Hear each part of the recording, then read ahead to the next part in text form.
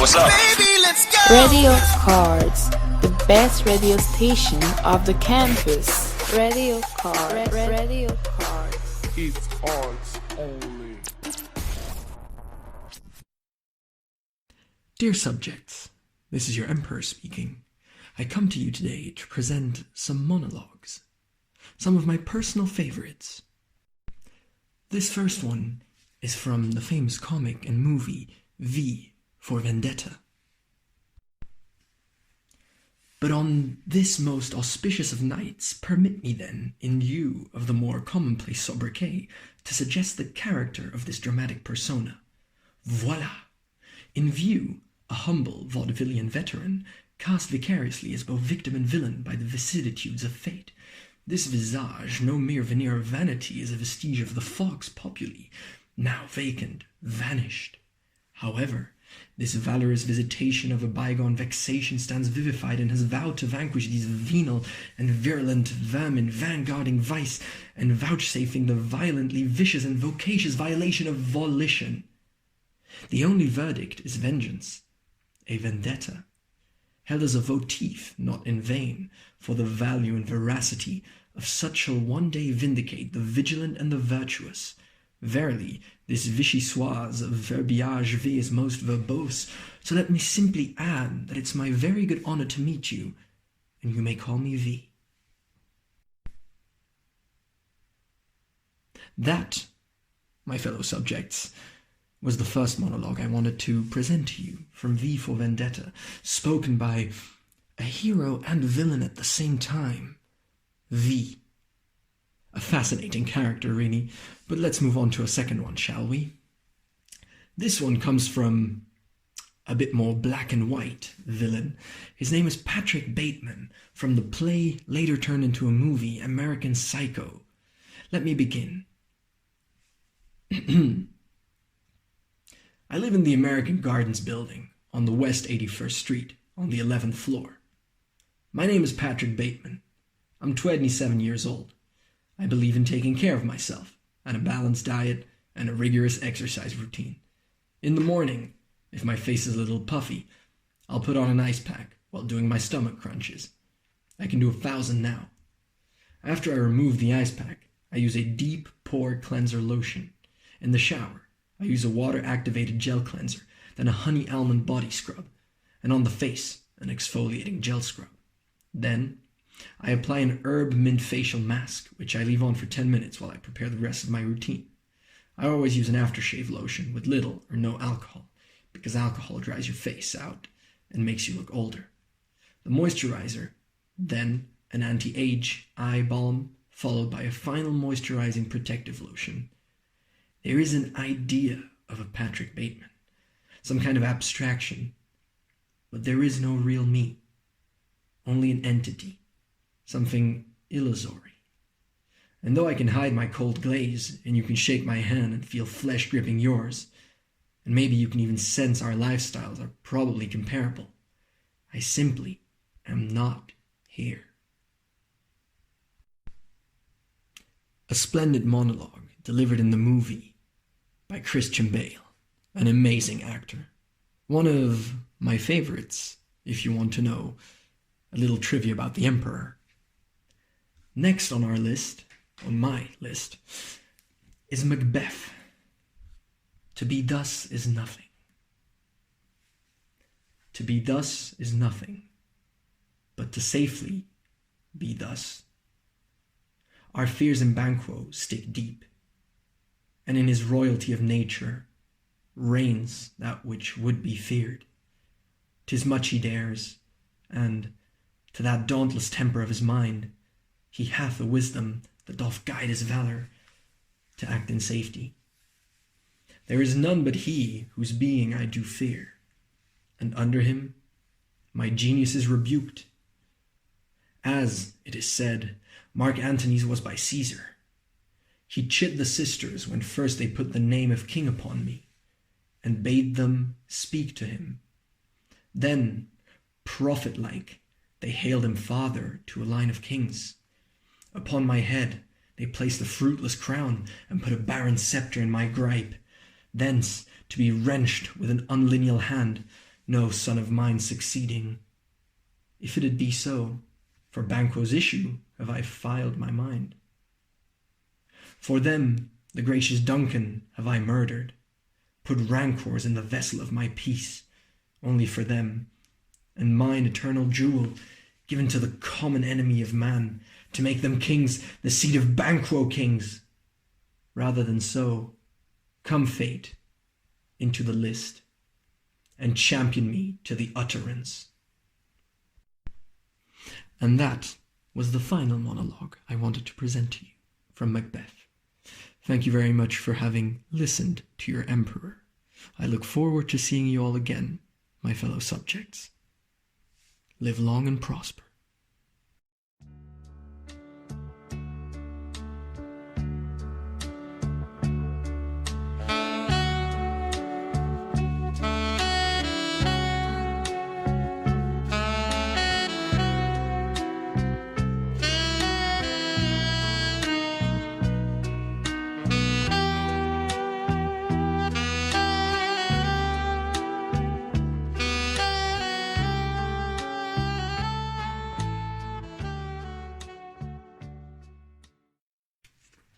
Fellow subjects, it is I again, your emperor.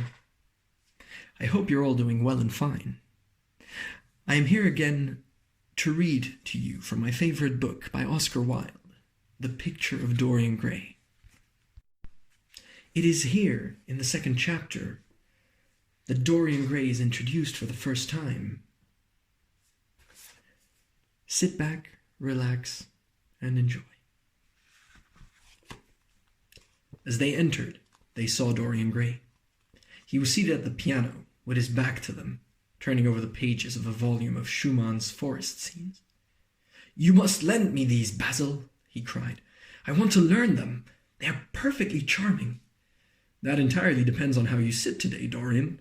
"Oh, I am tired of sitting, and I don't want a life-size portrait of myself," answered the lad, swinging around on the music stool in a wilful, petulant manner. When he caught sight of Lord Henry, a faint blush colored his cheeks for a moment, and he started up. I beg your pardon, Basil, but I didn't know you had anyone with you." "This is Lord Henry Wotton, Dorian, an old Oxford friend of mine. I have just been telling him what a capital sitter you were, and now you have spoiled everything." "You have not spoiled my pleasure in meeting you, Mr. Gray," said Lord Henry, stepping forwards and extending his hand. "My aunt has often spoken to me about you. You're one of her favourites, and I am afraid one of her victims also." "I am in Lady Agatha's black books at present," answered Dorian, with a funny look of penitence. "I promised to go to a club in Whitechapel with her last Tuesday, and I really forgot all about it.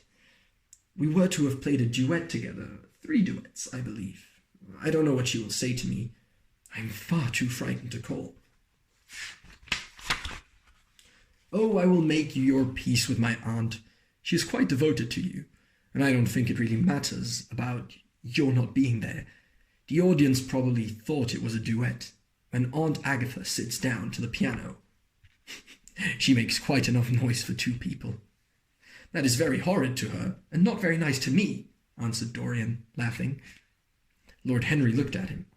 Yes, he was certainly wonderfully handsome, with his finely curved scarlet lips, his frank blue eyes, his crisp gold hair. There was something in his face that made one trust him at once. All the candor of youth was there, as well as all youth's passionate purity. One felt that he had kept himself unspotted from the world. No wonder Basil Hallward worshipped him. "You are too charming to go into philanthropy, Mr. Gray, far too charming." And Lord Henry flung himself down on the divan and opened his cigarette case. The painter had been busy mixing his colours and getting his brushes ready. He was looking worried, and when he heard Lord Henry's last remark, he glanced at him, hesitated for a moment, and then said, "Harry, I want to finish this picture today. Would you think it awfully rude of me if I asked you to go away?" Lord Henry smiled and looked at Dorian Gray. "I am to go, Mr. Gray?" he asked. "Oh, please don't, Lord Henry. I see that Basil is in one of his sulky moods, and I can't bear him when he sulks. Besides, I want you to tell me why you should not go in for philanthropy." I don't know that I shall tell you that, Mr. Gray. It is so tedious a subject that one would have to talk seriously about it. But I certainly shall not run away, now that you've asked me to stop. You don't really mind, Basil, do you? You often told me that you like your sitters to have someone to chat to. Hallward bit his lip. If Dorian wishes it, of course you must stay. Dorian's whims are laws to everybody except himself. Lord Henry took up his hat and gloves. You are very pressing, Basil, but I am afraid I must go. I have promised to meet a man at the Orleans. Goodbye, Mr. Gray. Come and see me some afternoon in Curzon Street. I am nearly always at home at 5 o'clock. Write to me when you are coming. I should be sorry to miss you. Basil, cried Dorian Gray, if Lord Henry Wotton goes, I shall too. You never open your lips while you are painting, and it is horribly dull standing on a platform and trying to look pleasant. Ask him to stay. I insist upon it. Stay, Harry, to oblige Dorian and to oblige me, said Hallward, gazing intently at his picture. It is quite true. I never talk when I am working, and I never listen either. And it must be dreadfully tedious for my unfortunate sitters. I beg you to stay. But what about my man at the Orleans? The painter laughed. I don't think there will be any difficulty about that. Sit down again, Harry. And now, Dorian, get up on the platform and don't move about too much or pay any attention to what Lord Henry says. He has a very bad influence over all his friends, with the single exception of myself. Dorian stepped up on the dais with the air of a young Greek martyr and made a little moue of discontent to Lord Henry, to whom he had rather taken a fancy. He was so unlike Basil. They made a delightful contrast, and he had such a beautiful voice. After a few moments he said to him, Have you really a very bad influence, Lord Henry? As bad as Basil says. There is no such thing as a good influence, Mr. Gray. All influence is immoral. Immoral from the scientific point of view. Why? Because to influence a person is to give him one's own soul. He does not think his natural thoughts or burn with his natural passions. His virtues are not real to him. His sins, if there are such things as sins, are borrowed. He becomes an echo of someone else's music, an actor of a part that has not been written for him. The aim of life is self-development, to realize one's nature perfectly. That is what each of us is here for. People are afraid of them nowadays. They have forgotten the highest of all duties, the duty that one owes to oneself. Of course, they are charitable. They feed the hungry and clothe the beggar, but their own souls starve and are naked. Courage has gone out of our race. Perhaps we never really had it. The terror of our society, which is the basis of morals, the terror of God, which is the secret of religion. These are the two things that govern us. And yet, just turn your head a little more to the right, Dorian, like a good boy, said the painter, deep in his work, and conscious only that a look had come into the lad's face that he had never seen there before. And yet, continued Lord Henry, in his low musical voice, and with that graceful wave of the hand that was always so characteristic of him, and that he had even in his Eton days, I believe that if one man were to live out his life fully and complete, were to give form to every feeling, expression, reality to every dream, I believe that the world would gain such a fresh impulse of joy that he would forget all the maladies of medievalism and return to the Hellenic ideal, to something finer, richer than the Hellenic ideal, it may be. But the bravest man amongst us is afraid of himself. The mutilation of the savage has its tragic survival in the self-denial that mars our lives. We are punished for our refusals. Every impulse that we strive to strangle broods in the mind and poisons us.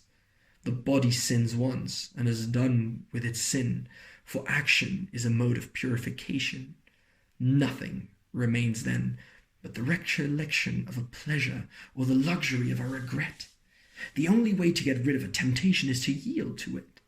Resist it, and your soul grows sick with longing for the things it has forbidden to itself, with desire for what is monstrous. Laws have made monstrous and unlawful. It has been said that the great events of the world take place in the brain. It is in the brain, and the brain only, that the great sins of the world take place also.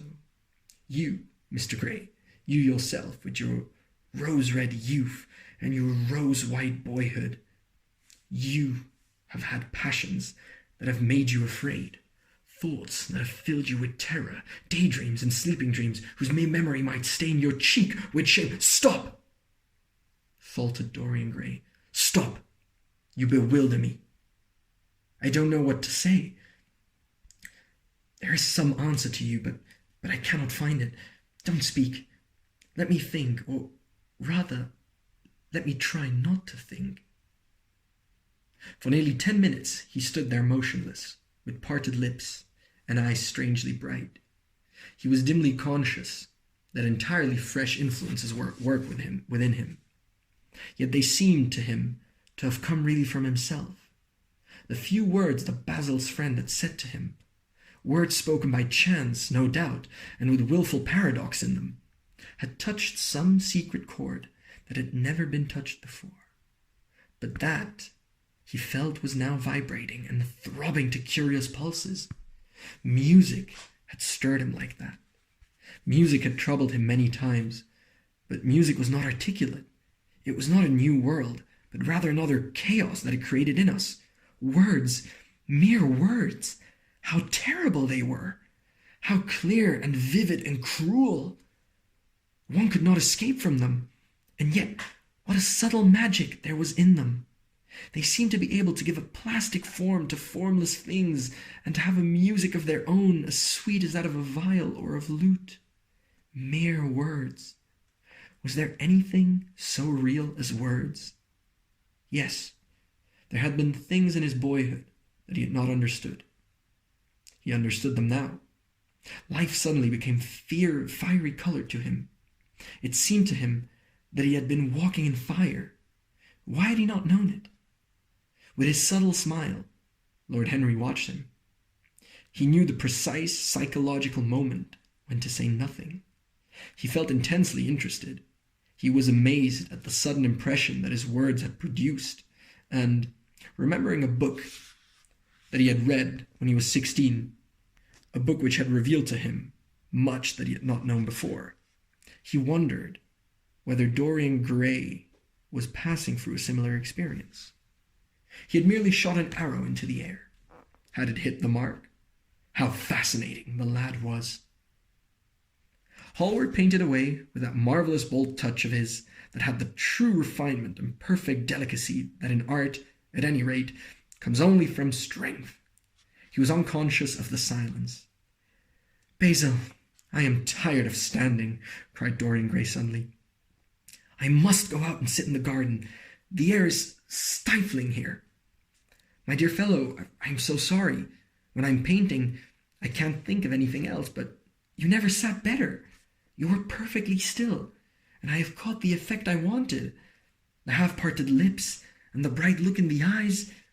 I don't know what Harry has been saying to you, but he has certainly made you have the most wonderful expressions. I suppose he has been paying you compliments. You mustn't believe a word that he says. He has certainly not been paying me compliments. Perhaps that is the reason I don't believe anything he has told me." "You know you believe it all," said Henry, looking at him with his dreamy, languorous eyes. "I will go out to the garden with you. It is horribly hot in the studio. Basil, let us have something iced to drink, something with strawberries in it." "Certainly, Harry. Just touch the bell, and when Parker comes, I will tell him what you want. I have got to work up this background, so I will join you later on. Don't keep Dorian too long. I have never been in better form for painting than I am today. This is going to be my masterpiece. It is my masterpiece, as it stands." Lord Henry went out to the garden, and found Dorian Gray burying his face in the great cool lilac blossoms, feverishly drinking in their perfume as if it had been wine. He came close to him and put his hands upon his shoulder. "You are quite right to do that," he murmured. "Nothing can cure the soul but the senses, just as nothing can cure the senses but the soul." The lad started and drew back. He was bareheaded, and the leaves that tossed his rebellious curls entangled all their gilt threads. There was a look of fear in his eyes, such as people have when they are suddenly awakened. His finely chiseled nostrils quivered, and some hidden nerve shook the scarlet of his lips and left them trembling. "Yes," continued Lord Henry, "that is one of the great secrets of life, to cure the soul by means of the senses, and the senses by means of the soul. You are a wonderful creation. You know more than you think you know, just as you know less than you want to know." Dorian Gray frowned and turned his head. He could not help liking the tall, graceful young man who was standing by him. His romantic, olive-colored face and worn expression interested him. There was something in his low, languid voice that was absolutely fascinating. His cool, white flower-like hands even had a curious charm. They moved as he spoke, like music, and seemed to have a language of their own. But he felt afraid of him and ashamed of being afraid. Why had it been left for a stranger to reveal him to himself? He had known Basil Hallward for months, but their friendship between them had never altered him. Suddenly, there had come across his life who seemed to have disclosed to him life's mystery. And yet, what was there to be afraid of? He was not a schoolboy or a girl. It was absurd to be frightened. "Let us go and sit in the shade," said Lord Henry. "Parker has brought out the drinks, and if you stay any longer in this glare, you will be quite spoiled. And Basil will never paint you again. You really must not allow yourself to become sunburned. It would be unbecoming." "What can it matter?" cried Dorian Gray, laughing as he sat down on the seat at the end of the garden. "It should matter everything to you, Mr. Gray." "Why?" "Because you have the most marvelous youth, and in youth is the one thing worth having." "I don't feel that, Lord Henry." "No, you don't feel it now. Some day, when you are old and wrinkled and ugly, when thought has seared your forehead with its lines, and passion branded your lips with its hideous fires, you will feel it. You will feel it terribly. Now, wherever you go, you charm the world. Will it always be so? You have a wonderfully beautiful face, Mr. Gray. Don't frown. You have. And beauty is a form of genius, is higher, indeed, than genius, as it needs no explanation. It is of the great facts of the world, like sunlight, or springtime, or the reflection in dark waters of that silver shell we call the moon. It cannot be questioned. It has its divine right of sovereignty. It makes princes of those who have it. You smile? Ah! When you have lost it, you won't smile. People say sometimes that beauty is only superficial. That may be so. But at least it is not so superficial as thought is. To me, beauty is the wonder of wonders. It is only shallow people who do not judge by appearances. The true mystery of the world is the visible, not the invisible. Yes, Mr. Gray, the gods have been good to you, but what the gods give they quickly take away. You have only a few years in which to live, reading, perfectly and fully. When your youth goes, your beauty will go with it, and then you will suddenly discover that there are no triumphs left for you, or have to content yourself with those mean triumphs that the memory of your past will make more bitter than defeats. Every month, as it wanes, brings you nearer to something dreadful. Time is jealous of you, and wars against your lilies and your roses. You will become sallow and hollow-cheeked and dull-eyed. You will suffer horribly. Ah, realize your youth while you have it. Don't squander the gold of your days listening to the tedious, trying to improve the hopeless failure, or giving away your life to the ignorant, the common, and the vulgar. These are the sickly aims, the false ideals of our age. Live! Live the wonderful life that is in you. Let nothing be lost upon you. Be always searching for new sensations. Be afraid of nothing. A new hedonism. That is what our century wants. You might be its visible symbol. With your personality, there is nothing you could not do. The world belongs to you for a season. The moment I met you, I saw that you were quite unconscious of what you really are, of what you really might be. There was so much in you that charmed me that I felt I must tell you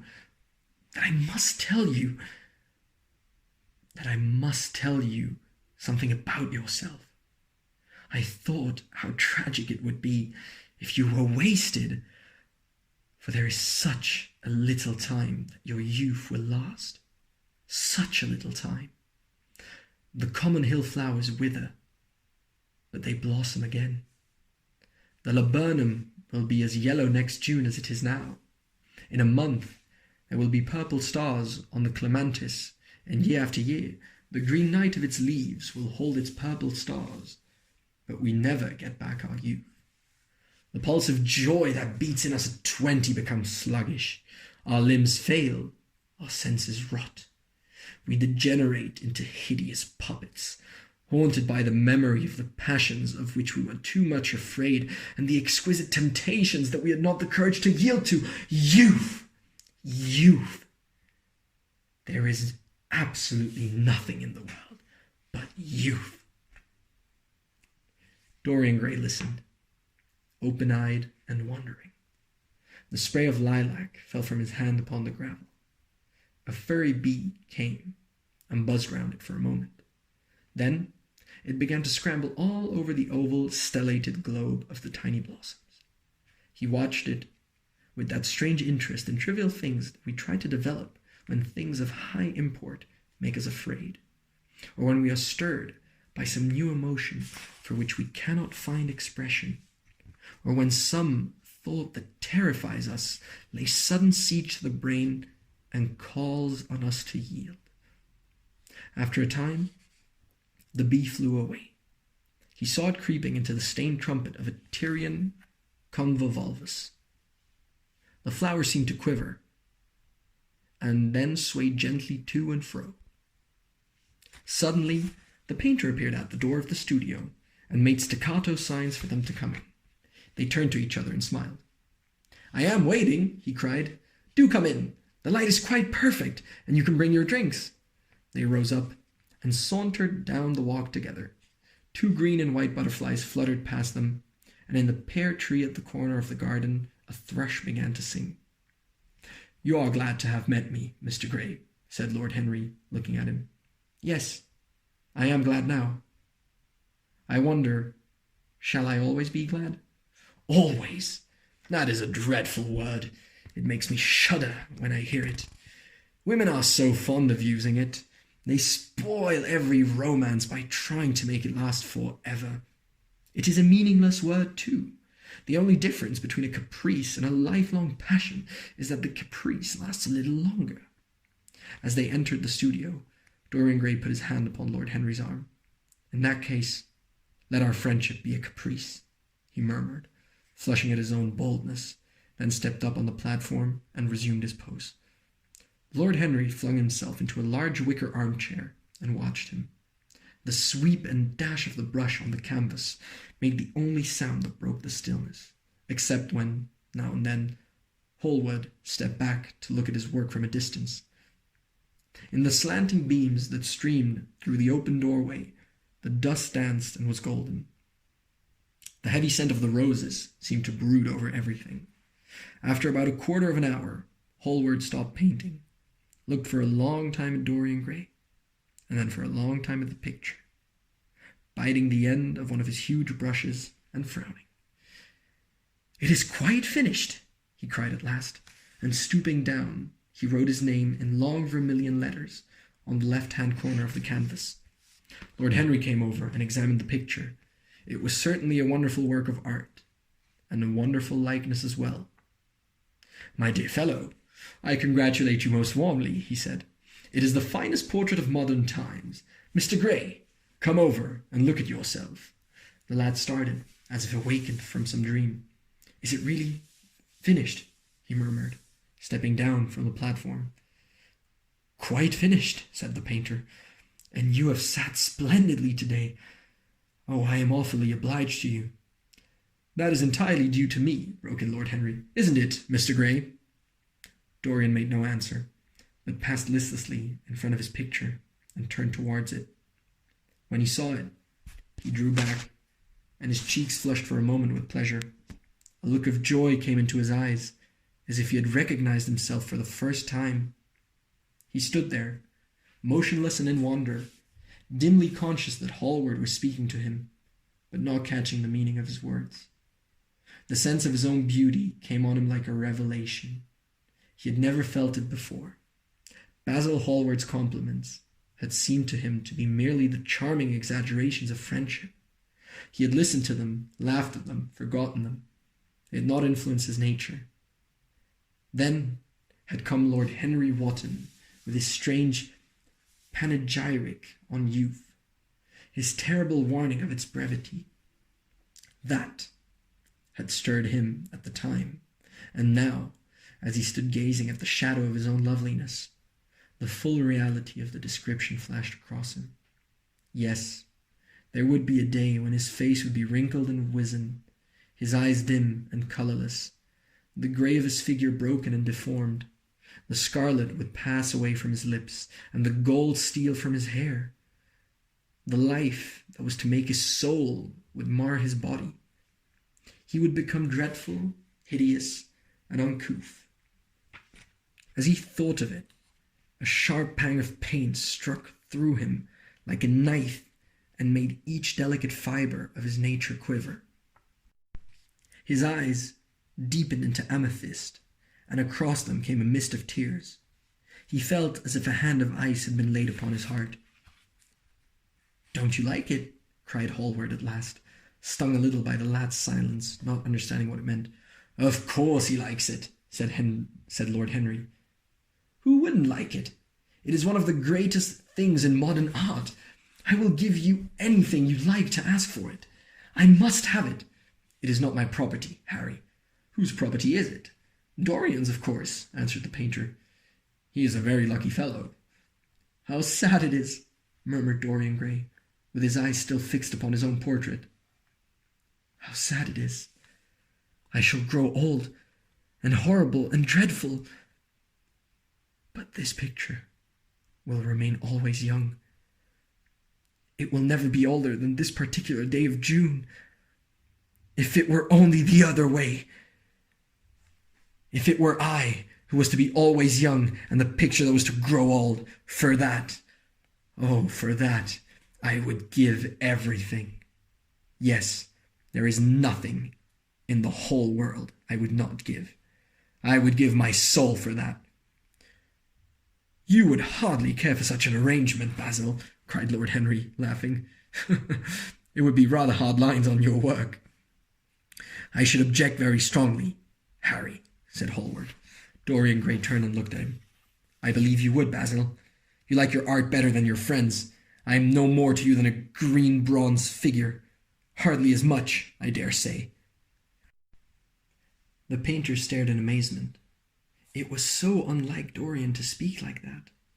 What had happened? He seemed quite angry. His face was flushed and his cheeks burning. "Yes," he continued, "I am less to you than your ivory Hermes or your silver fawn. You will like them always. How long will you like me? Till I have my first wrinkle, I suppose. I know now that when one loses one's good looks, whatever they may be, one loses everything. Your picture has taught me that. Lord Henry Wotton is perfectly right. Youth is the only thing worth having. When I find out that I am growing old, I shall kill myself." Hallward turned pale and caught his hand. Dorian, he cried. "Don't talk like that. I've never had such a friend as you, and I shall never have such another. You're not jealous of material things, are you? You who are finer than any of them. I am jealous of everything whose beauty does not die. I am jealous of the portrait you have painted of me. Why should it keep what I must lose?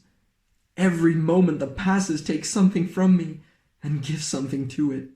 Oh, if it were only the other way. If the picture could change and I could always be what I am now. Why did you paint it? It will mock me some day. Mock me horribly. The hot tears welled into his eyes. He tore his hand away and, flinging himself onto the divan, he buried his face in the cushions as though he was praying. "This is your doing, Harry," said the painter bitterly. Lord Henry shrugged his shoulders. "It is the real Dorian Gray, that is all. It is not. If it is not, what have I to do with it?" "You should have gone away when I asked you," he muttered. "I stayed when you asked me," was Lord Henry's answer. "Harry, I can't quarrel with my two best friends at once, but between you both, you have made me hate the finest piece of work I have ever done, and I will destroy. What is it but canvas and colour? I will not let it come across our 3 lives and mar them." Dorian Gray lifted his golden head from the pillow, and with pallid face and tear-stained eyes looked at him as he walked over to the deal painting table that was set beneath the high curtained window. What was he doing there? His fingers were straying about among the litter of tin tubes and dry brushes, seeking for something. Yes, it was for the long palette knife with its thin blade of lithe steel. He had found it at last. He was going to rip up the canvas. With a stifled sob, he had leapt from the couch and, rushing over to Hallward, tore the knife out of his hand and flung it to the end of the studio. "Don't, Basil, don't!" he cried. "It would be murder."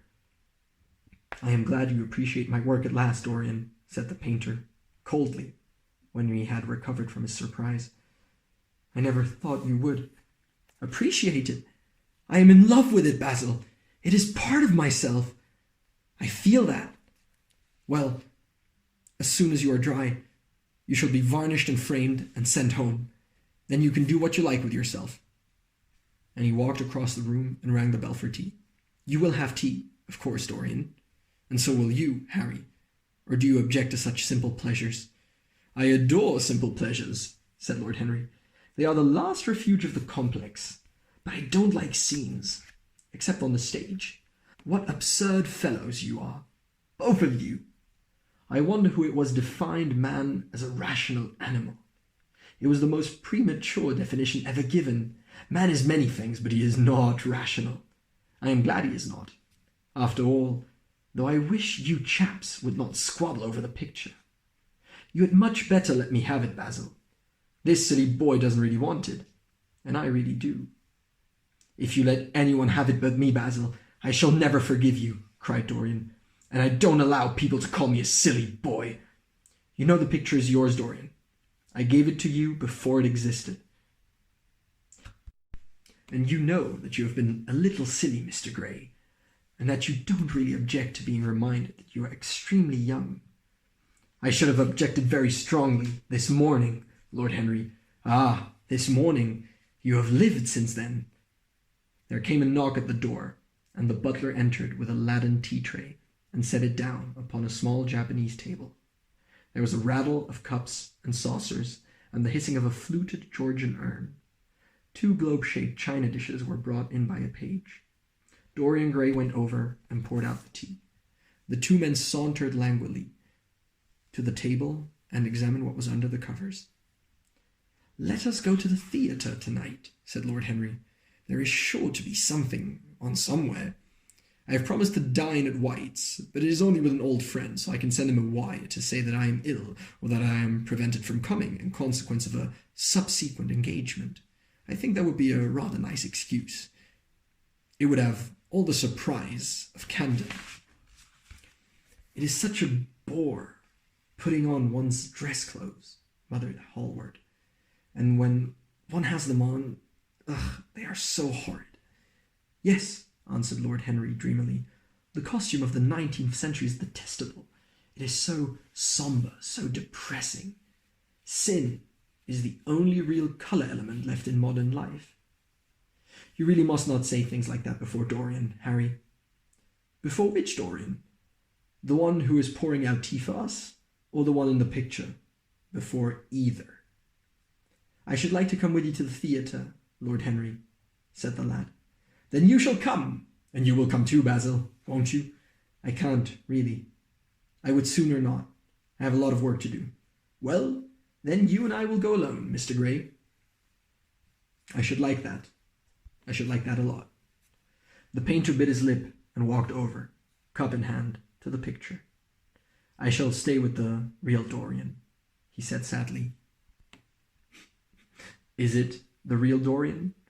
Cried the original of the portrait, strolling across to him. Am I really like that? Yes, you are just like that. How wonderful, Basil. At least you're like it in appearance, but it will never alter, sighed Hallward. That is something. What a fuss people make about fidelity, exclaimed Lord Henry. Why, even in love, is it purely a question for physiology? It has nothing to do with our own will. Young men want to be faithful, and are not. Old men want to be faithless, and cannot. That is all one can say. Don't go to the theatre tonight, Dorian, said Hallward. Stop and dine with me. I can't, Basil. Why? Because I have promised Lord Henry Wotton to go with him. He won't like you the better for keeping your promises. He always breaks his own. I beg you not to go. Dorian Gray laughed and shook his head. I entreat you. The lad hesitated and looked over at Lord Henry, who was watching them from the tea table with an amused smile. I must go, Basil, he answered. Very well, said Hallward, and he went over and laid down his cup on the tray. It is rather late, and as you have to dress, you had better lose no time. Goodbye, Harry. Goodbye, Dorian. Come and see me soon. Come tomorrow. Certainly. You won't forget? No, of course not, cried Dorian. And, Harry. Yes, Basil. Remember what I asked you when we were in the garden this morning. I have forgotten it. I trust you. I wish I could trust myself, said Lord Henry, laughing. Come, Mr. Gray. My hansom is outside, and I can drop you at your own place. Goodbye, Basil. It has been a most interesting afternoon. As the door closed behind them, the painter flung himself down on a sofa, and a look of pain came into his face. My dear subjects, that was chapter 2 of The Picture of Dorian Gray, and it shows Dorian's very first deterioration and how he will lose control and how he will spiral out of control and become the most vile of human beings. Thank you for listening.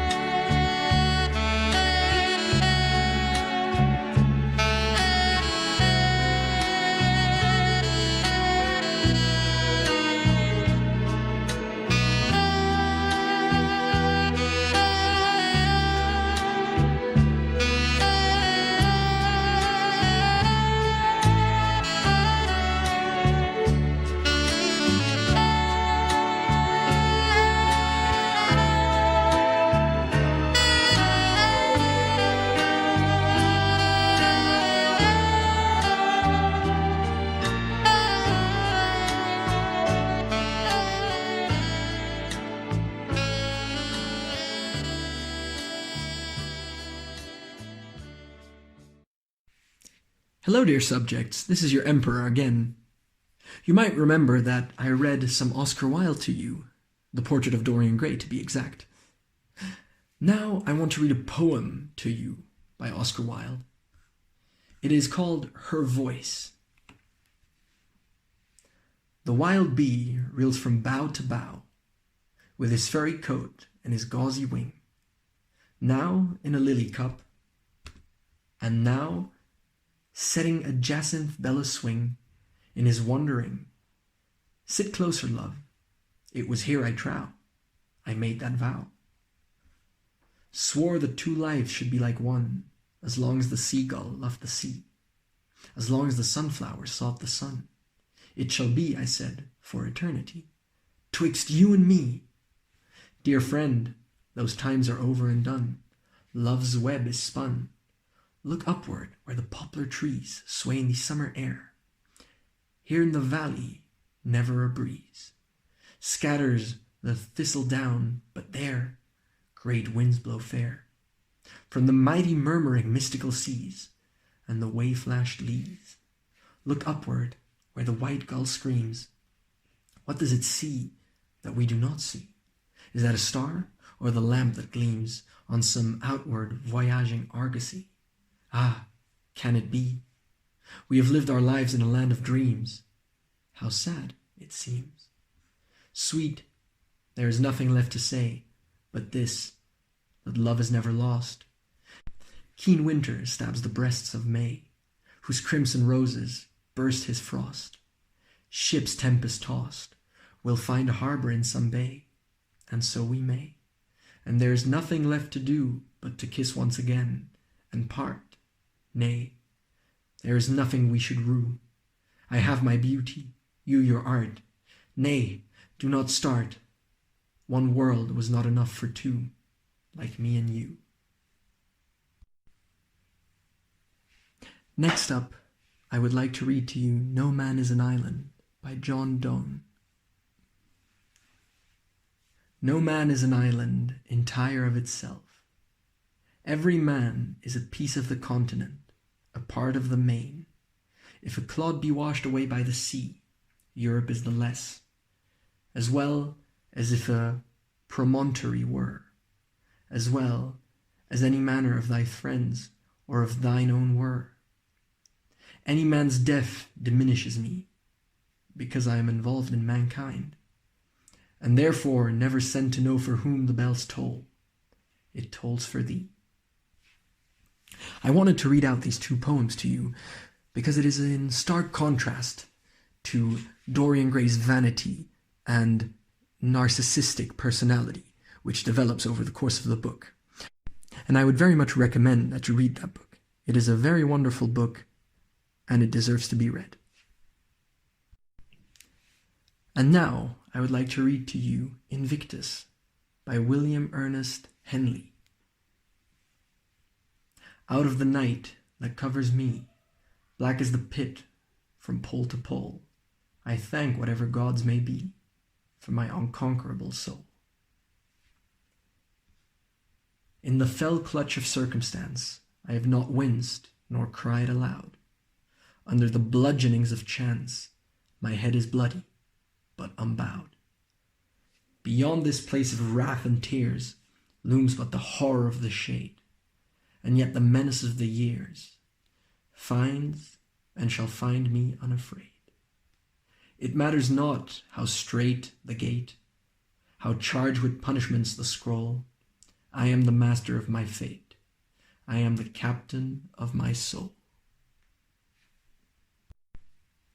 Thank you for tuning in, and I will see you very soon.